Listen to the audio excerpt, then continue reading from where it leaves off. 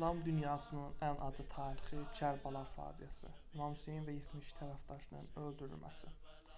661-ci ildə İmam Əlinin öldürülməsindən sonra hakimiyyət uğrunda mübarizə başladı və hakimiyyətə Əməvilər sülaləsinə məxsus Müaviyə gəldi. Müaviyə özündən sonra taxtı öz oğlu Yezidə buraxmaq istəyirdi və belə də oldu. Hakimiyyətə Yezid gəldi. Yezid İmam Hüseynin və onun qüvvələrindən çox qorxurdu və ona bir elçi göndərdi. Dedi ki, mənə tabe ol. İmam Hüseyn əleyhissalam isə bu təklifi rədd etdi və Yezidi tabe olmaqdan imtina etdi və Yezidi geri göndərdi. Bundan sonra Yezidin qüvvələri İmam Hüseyni və 72 tərəfdaşını mühasirəyə aldı. Təsəvvür eləyin, 30 min nəfərə qarşı 72 nəfər.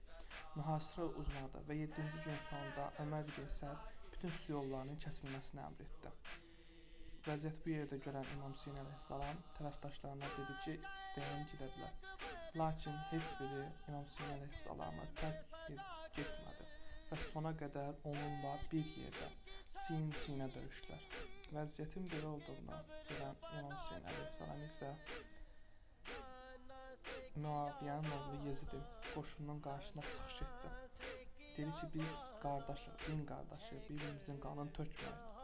Bu çıxışdan o qədər təsirləndilər ki, hətta ərəb sərkərdələrdən biri olan Hürri keçdi İmam Hüseyn tərəfinə. Vəziyyətin belə olduğunu görən Ömər isə bir oxla müharibəni başlatdı.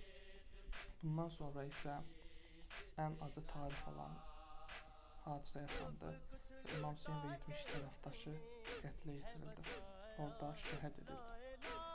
Bundan sonra İmam Hüseyn çadırına girdi və 6 aylıq körpəsini çölə çatdı və su istədi.